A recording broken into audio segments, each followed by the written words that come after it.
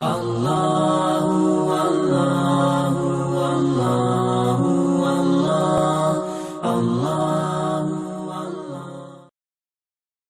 الحمدللہ وکفی وسلام علی عبادہ الذین اصطفی اما بعد اعوذ باللہ من الشیطان الرجیم بسم اللہ الرحمن الرحیم وَإِذْ جَعَلْنَا الْبَيْتَ مَثَابَةً لِلنَّاسِ وَأَمْنًا سبحان ربک رب العزة عما یصفون وسلام علی المرسلین والحمد للہ رب العالمین اللہم صلی علی سیدنا محمد وعلی آل سیدنا محمد وبارک وسلم اللہم صلی علی سیدنا محمد وعلی آل سیدنا محمد وبارک وسلم اللہم صلی علی سیدنا محمد وعلی آل سیدنا محمد وبارک وسلم۔ سیدنا ابراہیم خلیل اللہ علیہ السلام نے جب اللہ رب العزت کا گھر بنایا تو ارشاد باری تعالی ہوا وَأَذِّن فِي النَّاسِ بِالْحَجِّ، اے میرے پیارے خلیل لوگوں میں ایک اعلان کر دیجئے، اذان دے دیجئے۔ اعلان کرنا آپ کا کام اور لوگوں تک اس پیغام کو پہنچانا یہ ہمارا کام ہے۔ چنانچہ جب یہ اعلان ہوا تو جتنی ارواح نے اس پر جتنی مرتبہ لبیک کہا اس کو دنیا میں اتنی مرتبہ اس گھر کا دیدار نصیب ہوگا۔ الحمدللہ ثم الحمدللہ کہ اللہ رب العزت نے ہم عاجز مسکینوں پر بھی مہربانی فرما دی اور ہمیں بھی یہاں حاضری کی توفیق عطا فرمائی۔ لہذا دل میں اللہ رب العزت کی محبت کو اور بڑھائیے، اللہ تعالیٰ بار بار اپنے گھر کا دروازہ آپ کے لیے کھولیں گے۔ اگر ہیں آپ صادق اپنے اقرار محبت میں، اگر ہیں آپ صادق اپنے اقرار محبت میں، طلب خود کر لیے جائیں گے دربار محبت میں۔ جو بھی اپنے دل میں اللہ رب العزت کی محبت کو بھر لیتا ہے پھر اللہ تعالیٰ اس کے لیے یہاں آنا آسان فرما دیتے ہیں۔ یہ سجدوں کی سرزمین ہے۔ جتنے بھی انبیاء دنیا میں تشریف لائے اللہ تعالیٰ کے اس گھر کی طرف سب کا آنا ہوا۔ یہاں پر تو حج کے دنوں میں قدم قدم پہ سجدے ہوتے ہیں۔ آج ہم جن راستوں پہ چل کے جاتے ہیں ان راستوں پہ سجدے ہو رہے ہوتے ہیں۔ اس لیے جہاں ہم زندگی گزار رہے ہیں یہ سجدوں کی سرزمین ہے۔ معلوم نہیں جہاں ہمارا پاؤں پڑ رہا ہے وہاں کس اللہ والے نے اپنی پیشانی ٹیکی ہوئی ہو۔ اس لیے دل چاہتا ہے کہ یہاں تو انسان قدم بھی آہستہ رکھے تاکہ زمین کے اوپر بھی سختی سے پاؤں نہ پڑے۔ بیت اللہ شریف اللہ رب العزت کی تجلیات کا نمونہ ہے، مظہر ہے، اس کا اپنا ایک جمال ہے۔ اب دیکھنے میں تو اس کو کالے غلاف میں لپیٹ دیا گیا، پتھر استعمال ہوا تو وہ بھی کالا۔ تو کئی مرتبہ ذہن میں سوال پیدا ہوتا ہے طالب علم کے کہ آخر کالا لباس کیوں پسند کیا گیا؟ تو سائنس پڑھنے والے طلباء جانتے ہیں کہ جو لائٹ ہے اس میں 7 رنگ ہوتے ہیں۔ اگر یہ کچھ رنگوں کو جذب کر لے اور کچھ کو واپس بھیجے، ریفلیکٹ کر دے تو وہی رنگ ہمیں نظر آتا ہے۔ چنانچہ سفید کپڑا ساری لائٹ کو واپس بھیجتا ہے تو ہمیں سفید نظر آتا ہے، اور سیاہ کپڑا سارے کے سارے رنگوں کو جذب کرتا ہے۔ لہذا یہ جو کالا غلاف ہے یہ اس بات کا مظہر ہے کہ جو تجلیات اس پر آ رہی ہیں وہ ساری کی ساری جذب ہو رہی ہیں۔ اللہ رب العزت نے اس گھر کے اندر اتنی استعداد رکھی ہے، آنے والے اب یہاں سے اپنے اپنے ظرف کے مطابق پاتے ہیں۔ جیسے ایک سبیل لگی ہو تو کوئی اپنا گلاس بھر لیتا ہے، کوئی اپنی بوتل بھر لیتا ہے، اور کوئی اپنی مشک بھر لیتا ہے، کوئی فقط ایک پیالہ پانی پی لیتا ہے۔ آنے والوں کی مثال یہی، ایک ہی سبیل اور چشمہ ہے اللہ رب العزت کی تجلیات کا، مگر پینے والوں کی استعداد مختلف ہوتی ہے، لہذا ان کو اپنے اپنے نصیب، اپنے اپنی کوشش کے مطابق یہاں سے حصہ ملتا ہے۔ ایک ہی جیسے دن گزارتے ہیں، جو جتنی تڑپ اور محبت سے گزارتا ہے اس کو اتنا زیادہ حصہ ملتا ہے۔ ہم لوگ تو اپنے گناہوں کو لے کے یہاں آئے، مگر 5 انگلیاں برابر تو نہیں ہوتی۔ کتنے لوگ ہیں جو اپنی تقوی بھری زندگیوں کو لے کر آئے، تہجدوں کی عبادتوں کو لے کر آئے، تنہائیوں میں اللہ تعالیٰ کی عبادتوں کو لے کر آئے، پاک دامنی بھری زندگیاں لے کر آئے، عفیف نگاہیں لے کر یہاں آئے۔ اب ان لوگوں کو یہاں پر اللہ رب العزت کی طرف سے کچھ اور انعام ملتا ہے۔ کیا کیا محبت ہوتی ہے ہم اس کا اندازہ ہی نہیں لگا سکتے۔ چنانچہ ایک مرتبہ ملتزم کے سامنے یہ عاجز کھڑا تھا، آگے لوگ تھے جو لپٹے ہوئے تھے، اور میں دعائیں بھی مانگ رہا تھا اور انتظار بھی کر رہا تھا کہ جگہ خالی ہو تو آگے جانا نصیب ہو۔ پیچھے مجھے کسی کی سسکیوں کی آواز محسوس ہوئی، اتنی زیادہ کہ مجھے پیچھے مڑ کر دیکھنا پڑا کہ کون اتنا تڑپ کے رو رہا ہے۔ جب میں نے ذرا ایسے پیچھے نگاہ کی تو عرب ملک کی کوئی عورت وہ پیچھے زاروں قطار کھڑی رو رہی تھی اور چاہتی تھی کہ آگے بڑھے۔ اس انداز کو دیکھ کر میں نے اس کو جگہ دے دی اور وہ آگے ہو گئی۔ اللہ تعالیٰ کی شان کے جو آگے بندے کھڑے تھے 2-3 ملتزم سے، وہ ایک ہی وقت میں سب ہٹے۔ اب ملتزم کے سامنے وہ عورت ہے، ادھر شرطہ پولیس نے بھی اسے دیکھ لیا، تو شرطہ اسے کہتا ہے کہ رخ کہ جاؤ جاؤ یہاں سے۔ تو اس عورت نے اس پولیس والے کو دیکھ کر کہا کہ مجھے مت روکو، لیس ھذا بیت ابی، یہ تمہارے باپ کا گھر نہیں، یہ میرے پروردگار کا گھر ہے۔ اور یہ کہہ کر وہ جو عورت ملتزم سے لپٹی اور جس طرح دھاڑے مار کے روئی، میں حسرت ہی کرتا رہ گیا کہ کاش میرے دل میں بھی ایسی تڑپ موجود ہوتی۔ تو سب لوگ وقت تو ایک ہی جیسا گزارتے ہیں، مگر کوئی اس وقت کو تانبا بنا لیتا ہے، کوئی اس وقت کو چاندی بنا لیتا ہے، اور کوئی اس وقت کو سونا بنا لیتا ہے۔ اور آپ جانتے ہی ہیں کہ سونے، چاندی اور پیتل کے ریٹ میں کتنا زیادہ فرق ہوتا ہے۔ حضرت خواجہ سراج الدین رحمۃ اللہ علیہ ہمارے اکابر میں سے ہیں، بزرگوں میں سے۔ ان کے بارے میں آتا ہے کہ وہ حج کے موقع پر یہاں آئے اور حرم مکہ میں صرف 12 دن رہے، یعنی ایام حج اور تھوڑا اس کے بعد جو طواف زیارت وغیرہ کرنے کا وقت ہوتا ہے، کل 12 دن یہاں رہے، اور 12 دن میں ان سے یہ کرامت صادر ہوئی کہ نہ انہوں نے کچھ کھایا، نہ پیا، نہ پیشاب، نہ پخانہ، نہ کوئی چیز اندر گئی، نہ کوئی چیز باہر نکلی۔ کسی نے کہا کہ حضرت آج 12واں دن ہے، آپ نے کچھ نہیں کھایا۔ فرمانے لگے کہ میں کالا کتا اس پاک دیش کو آ کر کیسے ناپاک کر دوں، میں کالا کتا اس پاک دیش کو آ کر میں کیسے ناپاک کر دوں۔ چنانچہ اس ڈر سے کچھ نہ کھایا کہ کہیں مجھے حاجت نہ محسوس ہو اور اس مقدس سرزمین میں میری وجہ سے نجاست نہ پھیلے۔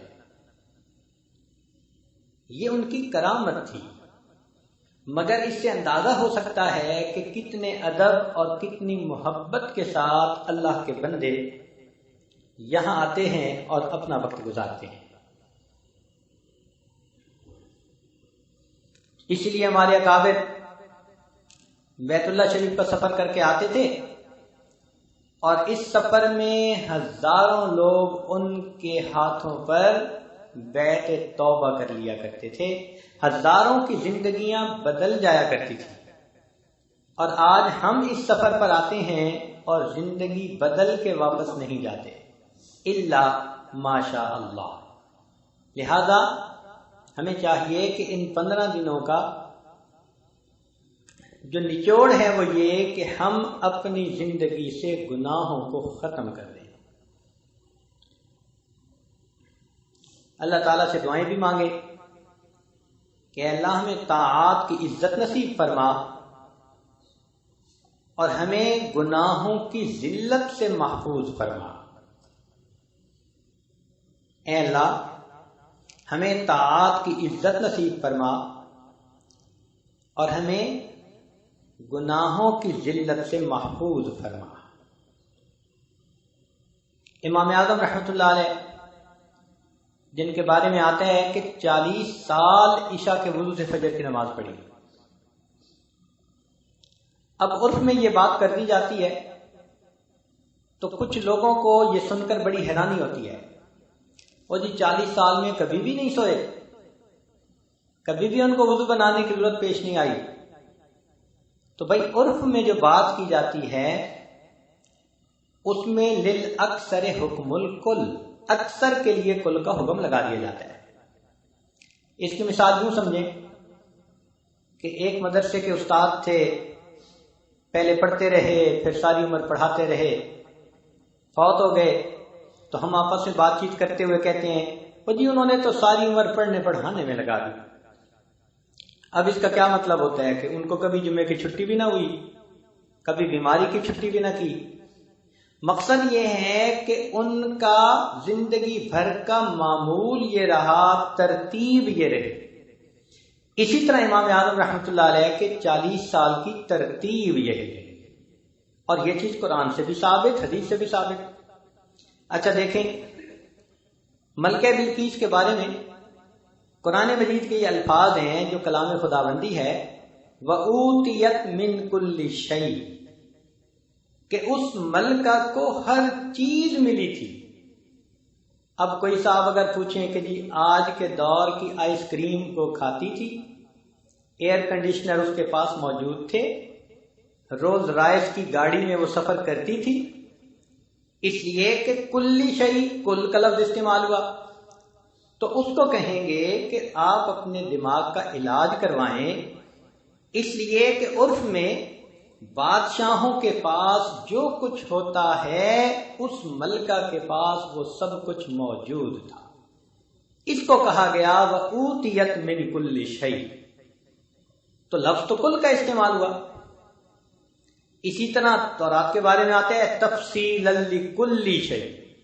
اب کل کے لفظ کو کوئی پکڑ کے بیٹھ جائے اور کہے جی کہ کیا تورات کے اندر ہر چیز کی تفصیل ہے، تو چینی کے کارخانے بنانے کی تفصیل ہے، اس کو کہیں گے پاگل انسان۔ انسان کی راہبری کے لیے، ہدایت کے لیے جس بھی بات کی ضرورت ہے، ہر اس اصول کی تفصیل اللہ نے اس میں بتا دی۔ تو لفظ تو کل کا استعمال ہوا مگر عرف کو دیکھا جاتا ہے۔ تو اسی طرح جب کہتے ہیں کہ امام اعظم رحمۃ اللہ علیہ نے 40 سال عشاء کے وضو سے فجر کی نماز پڑھی، تو یہ سمجھ میں آنے والی بات ہے۔ اب کئی خشک کے قسم کے لوگ ہوتے ہیں، ان کو یہ بات ہضم ہی نہیں ہوتی۔ چلیں نبی علیہ الصلوۃ والسلام کا ایک عمل پیش کرتے ہیں کہ حنین میں آپ صلی اللہ علیہ وسلم نے ارشاد فرمایا انا النبی لا کذب انا ابن عبد المطلب۔ اب اگر کوئی ان الفاظ کو پکڑ کے بیٹھ جائے تو وہ کہے گا جی کہ بیٹے تو تھے عبداللہ کے، تو عبد المطلب کا نام کیوں لیا؟ تو اس کو کہیں گے کہ اگرچہ بیٹے تھے عبداللہ کے مگر دادا کا نام عرف میں لے لیا جاتا ہے، اور وہی نبی کے سامنے لیا۔ تو مقصد بتانے کا یہ تھا کہ امام اعظم رحمۃ اللہ علیہ کی 40 سال کی زندگی کا یہ معمول رہا۔ چنانچہ جب ان کی وفات ہوئی تو ہمسائے میں ایک بچہ اپنے والدین کے ساتھ چھت پہ سوتا تھا۔ اس نے اپنے والد سے سوال پوچھا کہ ابو، وہ جو ساتھ والے مکان پہ رات کو ہمیں ایک ستون نظر آتا تھا، مینارہ سا نظر آتا تھا، وہ اب نظر نہیں آ رہا، کیا ہوا، وہ گر گیا؟ تو اس کے والد نے کہا کہ بیٹے، وہ مینارہ نہیں تھا، وہ تو ابو حنیفہ تھے جو ساری رات قیام میں گزار دیا کرتے تھے، اب وہ فوت ہو گئے، اب تم اس مینارے کو یہاں نہیں دیکھو گے۔ اتنی عبادت جنہوں نے کی، جب وہ حرم کی زیارت کے لیے یہاں آئے تو مقام ابراہیم پہ 2 رکعت نفل میں پورا قرآن مجید پڑھا اور پھر اس کے بعد دعا مانگی، اللہ ما عبدنا کا حق کا عبادتک وما عرفنا کا حق کا معرفتک، اے اللہ جیسے تیری عبادت کرنے کا حق تھا ہم حق ادا نہیں کر سکے، اور جیسے تیری معرفت کو پانا چاہیے تھا اللہ ہم نہیں پا سکے۔ اب سوچئے اگر وہ اکابرین اتنا کر کے بھی اللہ سے معافیاں مانگتے تھے تو ہم نے کیا تیر مار لیے گئے، ہم نے کیا بڑی باتیں کر لی۔ لیکن اگر ہماری ایکسپیکٹیشنز کو دیکھیں تو ہم میں سے ہر بندہ یہ دل میں توقعات رکھتا ہے کہ جو حسن بصری کی کیفیات یہاں آ کر ہوتی تھیں وہی ہماری بھی ہونی چاہیے۔ ایسی بات نہیں ہے، بس یہ تھوڑی بات ہے کہ ہمیں حاضری کی توفیق مل گئی۔ اس بات کو تھوڑا کھولنا ضروری ہے، کیونکہ عام طور پر مرد بھی یہ سوال پوچھتے ہیں اور عورتیں بھی یہ سوال پوچھ رہی ہیں کہ جی ہم وہ جو کیفیات بزرگوں کی تھیں ہمیں تو محسوس نہیں ہوتی۔ تو بھائی آئینہ اگر میلا ہوگا تو اس میں تصویر صاف تو نظر نہیں نہ آ سکتی۔ آئینے دل کو صاف کر لیجئے، ان تجلیات کا عکس آپ کو اس آئینے میں صاف نظر آئے گا۔ اب یہاں پر آپ کو ایک اصول کی بات سمجھاتے ہیں۔ اصول کی بات یہ ہے کہ انسان گھر میں رہ کر جیسا کام کرتا ہے یہاں آ کر اس کو اسی کے مطابق اجر ملتا ہے۔ گھر میں رہ کر کام اور حرم میں آ کر انعام۔ ذرا توجہ فرمائیے کہ گھر میں رہ کر کام اور حرم میں آ کر انعام۔ اب ایک مثال سن لیجئے، اگر کچھ بندے نے باکسنگ کا مقابلہ جیتنا ہو تو آپ دیکھیں گی کہ کبھی وہ دوڑتا ہے، کبھی وہ وزن اٹھاتا ہے، مختلف ایکسرسائز کرتا ہے، اور کبھی وہ چمڑے کے بنے ہوئے ایک تکیے کو مکے مارتا ہے۔ یہ کیا ہے؟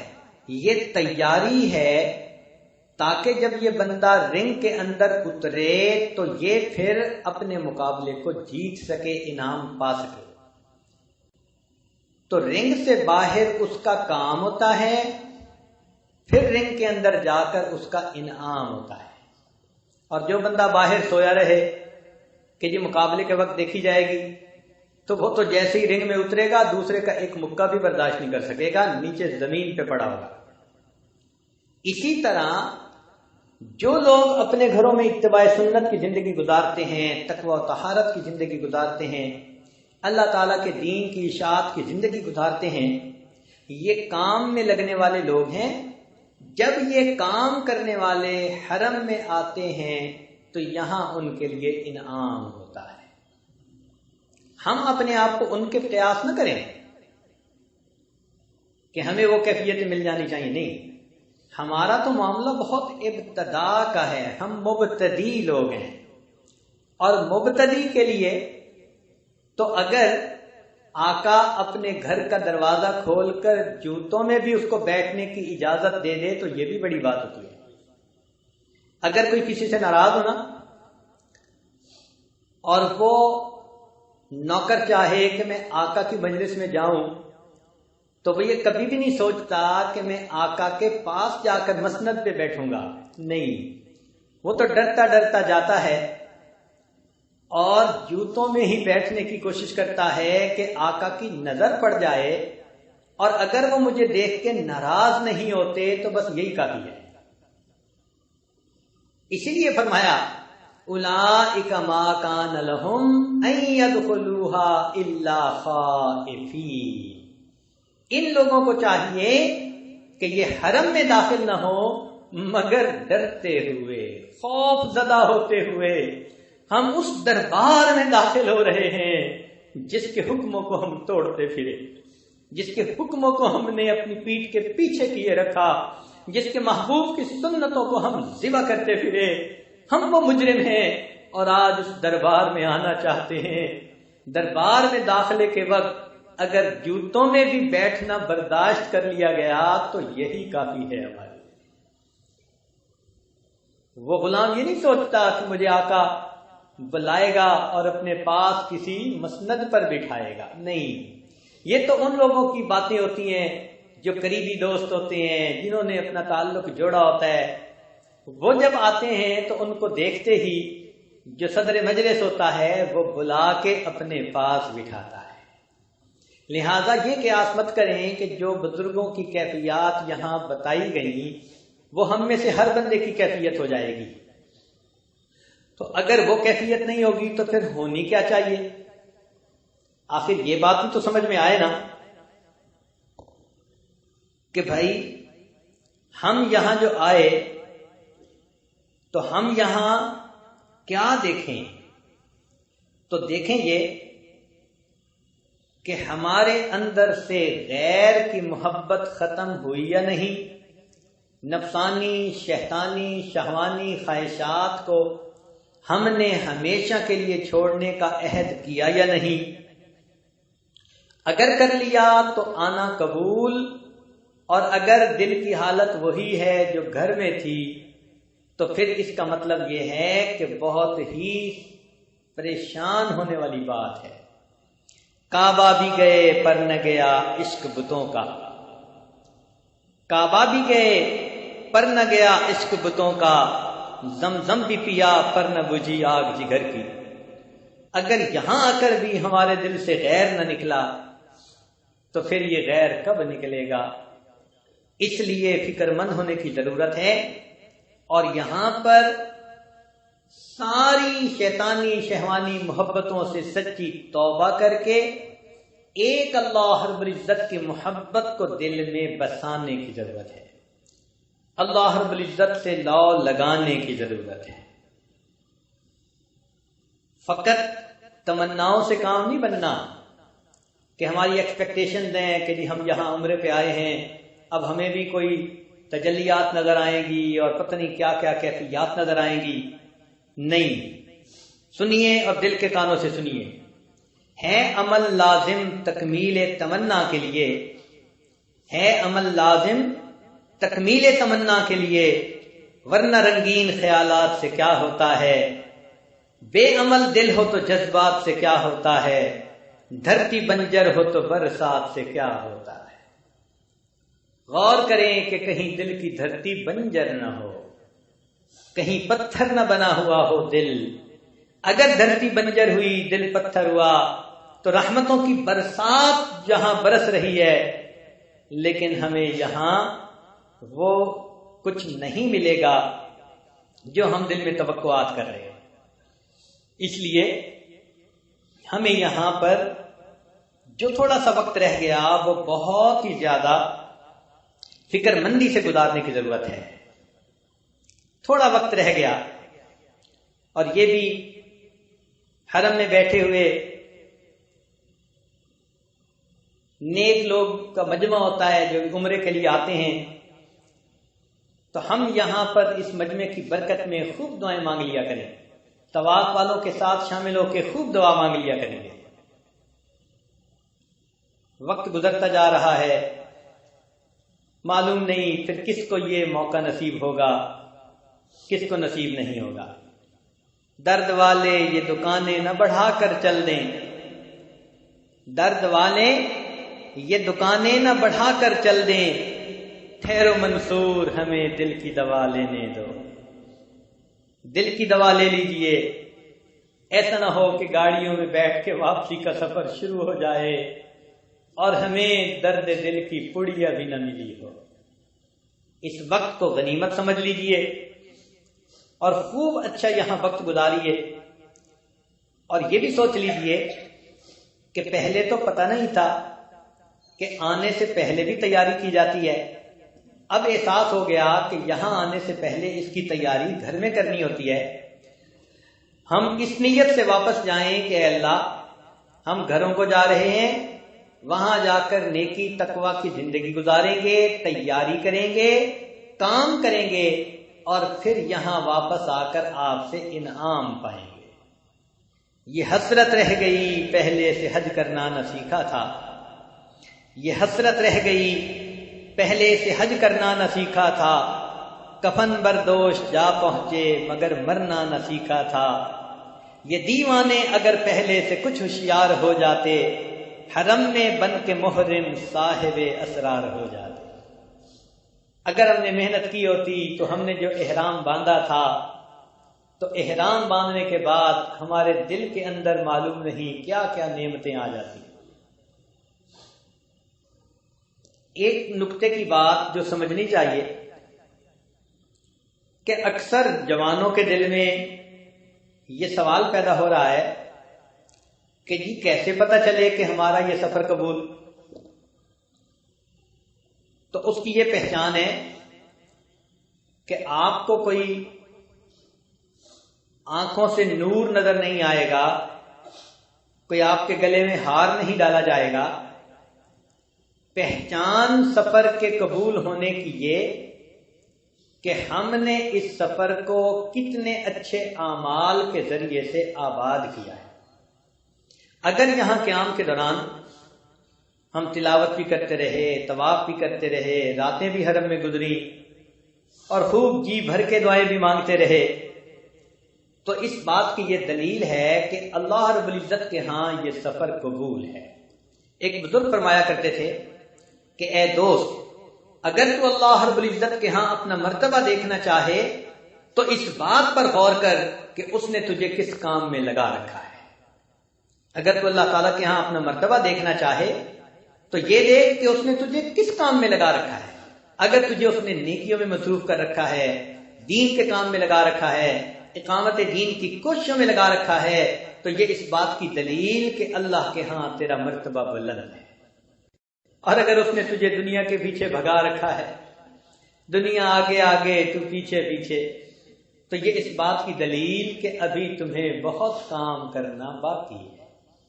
اب اگر اس اصول کو ہم سامنے رکھیں تو ہماری اب پہچان یہ ہوگی کہ اگر یہاں آ کر ہمارا وقت حرم میں زیادہ گزرا تو شکر ادا کرنا چاہیے، اور اگر مارکیٹ اور بازاروں کی دکانوں پہ زیادہ گزرا تو استغفار زیادہ کرنا چاہیے۔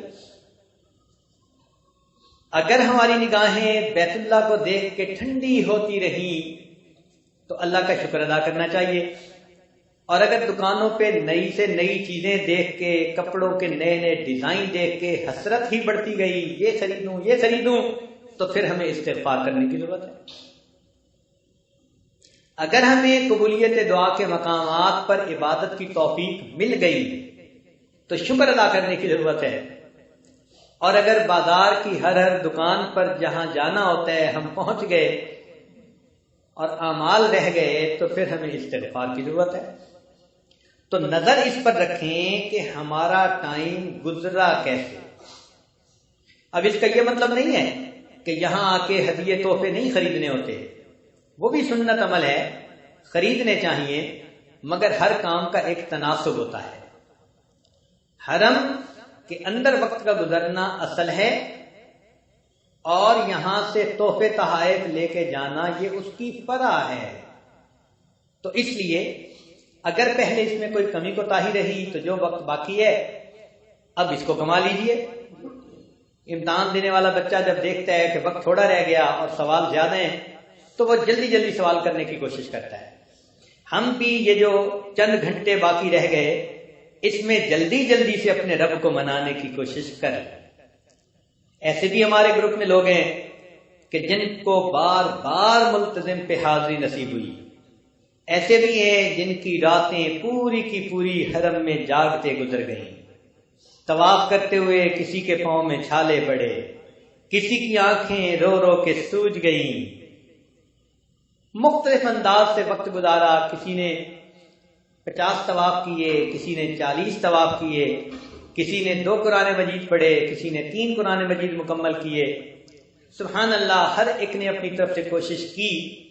ظاہرہ یوں نظر آتا ہے کہ ہمارے اس گروپ اور جماعت کے دوست احباب خوب کوشش کرتے رہے اللہ تعالیٰ کی طرف آگے بڑھنے کی. عورتوں نے بھی خوب کوشش کی، لیکن شاید جس تیز رفتاری سے ہمیں اللہ کی طرف بھاگنا چاہیے تھا ہم وہ رفتار حاصل نہ کر سکے. حق تو یہ تھا کہ فَفِرُّوا إِلَى اللَّهِ، اللہ کی طرف فرار اختیار کرو. ہم آتے اور حرم میں ایسا وقت گزرتا کہ بس من صاف ہو جاتا اور اللہ کی نظر عنایت ہم پر ہو جاتی. تاہم ہم نے قدم آگے تو بڑھائے، گو سپیڈ اتنی نہیں تھی جتنی کہ ہونی چاہیے تھی. اب جو وقت باقی رہ گیا اس میں تھوڑا سپیڈ بڑھا لیں. آج کی رات اپنے رب کو منا لیں. ایک کام کریں کہ تسلی کی 2 رکعت حرم میں ضرور پڑھتے جائیں. یہ بات ذرا سمجھنے والی ہے. تسلی کی 2 رکعت حرم میں پڑھتے جائیں، جن 2 رکعت میں اللہ کے سوا کسی غیر کا خیال نہ ہو.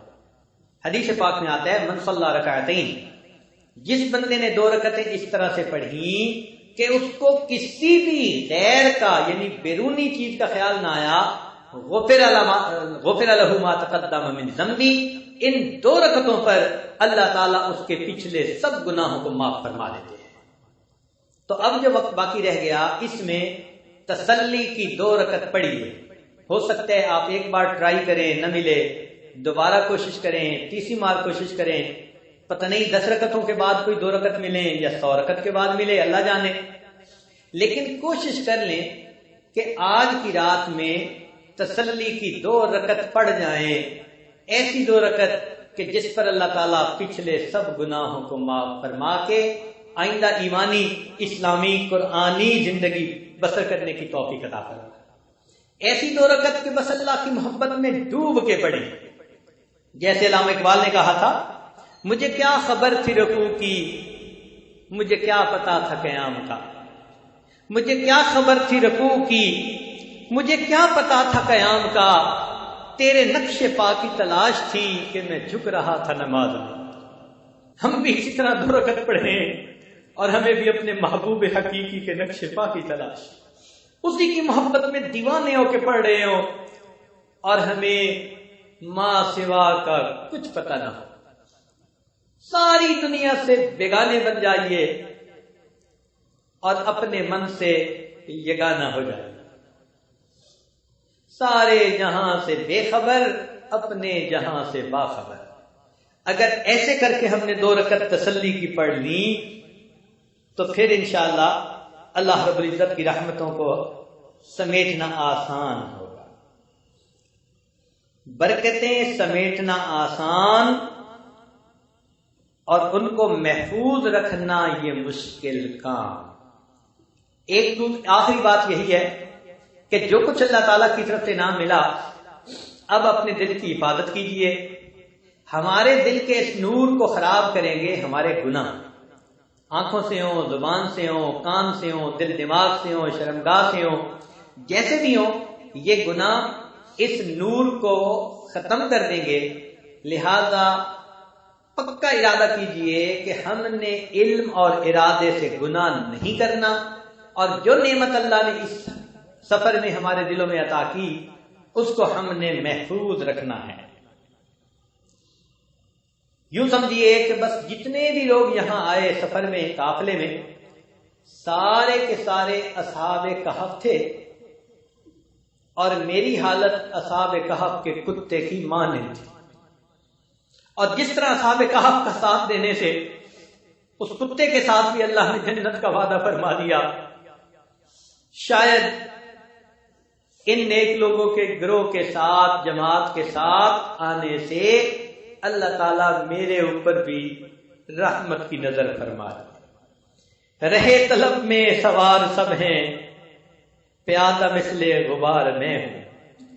سارے سواریوں پہ سوار ہو کے بھاگ رہے ہیں منزل کی طرف، ایک اگر پیادہ پیدل چل رہا ہوں تو وہ میں ہوں۔ رہے طلب میں سوار سب ہیں، پیادہ مثل غبار میں ہوں۔ تیرے گلستان میں گل تو سب ہیں، بس ایک اگر ہوں تو خار میں ہوں۔ اے اللہ، یہ سارے کے سارے پھول ہیں، اور اگر ایک کوئی کانٹا ہے تو اللہ وہ کانٹا میں ہوں۔ رہے طلب میں سوار سب ہیں، پیادہ مثل غبار میں ہوں۔ تیرے گلستان میں گل تو سب ہیں، بس ایک اگر ہوں تو خار میں ہوں۔ مجھے بھی کچھ فکر آخرت ہو، بہت ہی غفلت شعار میں ہوں۔ رہا میں بیکار زندگی پر، بس اب تو مشغول کار میں۔ اب تک جو بیکاری کی زندگی گزاری، اے اللہ اب ہمیں کام کی زندگی عطا فرما دیجیے، اور ہم دعائیں مانگیں اور جی بھر کے دعائیں مانگیں، اور دعا یہ مانگیں کہ اے اللہ ہم آپ کے بندے، آپ کے مہربانی سے، آپ کے کرم سے یہاں پہنچے اور چند دن یہاں گزارنے کا موقع ملا۔ اے اللہ اب ہماری امیدوں سے بڑھ کر ہمیں اجر عطا فرما دیجیے، اس لیے کہ ہم نے یہ سنا ہے کہ مزدور خوش دل کندکار بیش، کہ جس مزدور کا دل خوش ہوتا ہے وہ پھر اور زیادہ بڑھ بڑھ کے کام کرنے کی کوشش کرتا ہے۔ اے مولا، جو چند دن یہاں گزارے ہیں ہماری امیدوں سے بڑھ کر عطا کر دیجئے، ہماری مغفرت کر دیجئے، ہمارے دلوں کو خوش کر دیجئے، تاکہ ہم آپ کے دین کے کام کو کرنے کے لیے بڑھ بڑھ کے آگے جائیں۔ اور اللہ تعالیٰ سے یہ بھی مانگیے کہ جب اللہ نے آپ نے اپنا گھر ایک مرتبہ دکھا دیا، اب یہاں بار بار زندگی میں حاضری کی توفیق عطا فرما دیجیے گا۔ اور اے اللہ اب ہم اس در کو نہیں چھوڑنا چاہتے۔ گر پڑ کے یہاں پہنچا، مر مر کے اسے پایا۔ گر پڑ کے یہاں پہنچا، مر مر کے اسے پایا۔ چھوٹے نہ الہی اب سنگے درے جانانا۔ اے اللہ اس چوکھٹ پہ ہم تھک تھک کے یہاں پہنچے، اللہ کتنی مشکلوں کے بعد ہمیں آپ کے گھر کی چوکھٹ پکڑنے کی توفیق ہوئی۔ گر پڑ کے یہاں پہنچا، مر مر کے اسے پایا۔ چھوٹے نہ الہی اب سنگے درے جانانا۔ اے اللہ اب اس در کو ہم نہیں چھوڑنا چاہتے، اللہ ہمیں پیچھے نہ ہٹنے دینا، ہماری حفاظت فرما لینا، اور جتنا ہمارے دل میں نیک مرادیں ہیں اللہ ان کو پورا کر دینا۔ رب کریم ہمارے ساتھ درگزر کا معاملہ فرمائیے اور ہمارے اس سفر کو قبول کر لیجئے، اور جو وقت تھوڑا سا باقی رہ گیا اللہ اس تھوڑے سے وقت کو خوب محبت اور خوب جو ہے چاہت کے ساتھ، دل کی حرارت کے ساتھ یہاں اعمال میں گزارنے کی توفیق عطا فرمائیے، اور جو ہم سے غفلتیں کوتاہیاں ہوئیں اے مالک ان کو معاف فرما دیجئے۔ وآخر دعوانا ان الحمد للہ رب العالمین۔ تھوڑی دیر کے لیے مراقبہ بجائیے۔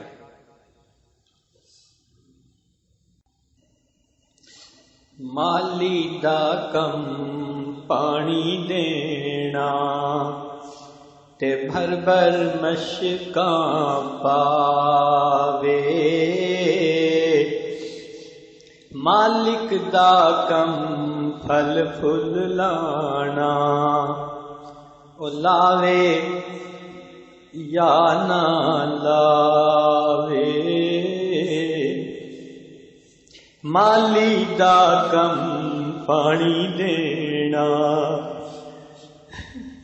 اے رب کریم اپنی طرف سے تو بھاگ بھاگ کے طواف کیے، اللہ تیرے سامنے اپنی پیشانیاں بھی سجدے میں جھکائے رکھی، دامن بھی پھیلا کے بیٹھے رہے، ملتزم پہ جا کے بھی لپٹتے پھرے۔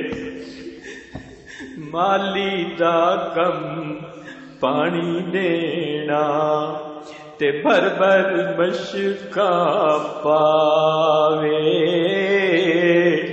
تے مالک دا کم پھل پھل لانا او لاوے یا نہ لاوے جے ویکھاں اپنے عملاں دے ول تے کچھ نہیں میرے پلے جے ویکھاں اپنے عملاں دے ول تے کچھ نہیں میرے پلے جے ویکھاں تیری رحمت دے ول تے بلے بلے بلے عدل کرے تے کمب دے جاون اچیاں شاناں والے عدل کرے تے کمب دے جاون اچیاں شاناں والے تے فضل کرے تے بخشے جاون میں جیلی مکالے عاشق دا کم رونا دھونا تے بن روڑ نہیں منظوری عاشق دا کم رونا دھونا تے بن روڑ نہیں منظوری دل روے چاہے اکھیاں روون تے وچ عشق دے رون ضروری تے کوئی تے روون دید دی خاطر تے کوئی روندے وچ حضوری تے آزم عشق وچ رونا پیندا بھاویں وصل ہوئے بھاویں دوری مالی دا کم پانی دینا تے بھر بھر مشکاں پاوے تے مالک دا کم پھل پھل لانا او لاوے یا نہ لاوے جیڑا لطف ہے رومن اندر او وچ بیان نہ آوے جیڑا لطف ہے رومن اندر او وچ بیان نہ آوے رونا دل دی میل اتارے نال رٹھڑے یار مناوے جیڑا لطف ہے رومن اندر او وچ بیان نہ آوے رونا دل دی میل اتارے نال رٹھڑے یار مناوے روون دون والا یارو کدی دوزخ وچ نہ جاوے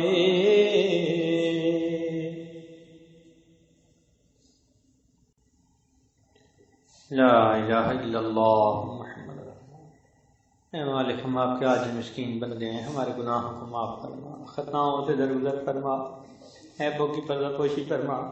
اللہ ہماری نگاہوں کو پاک فرما، دلوں کو صاف فرما، سینوں کو اپنی محبت سے لبریز فرما، اپنے عشق کی آتش ہمارے سینوں میں پیدا فرما۔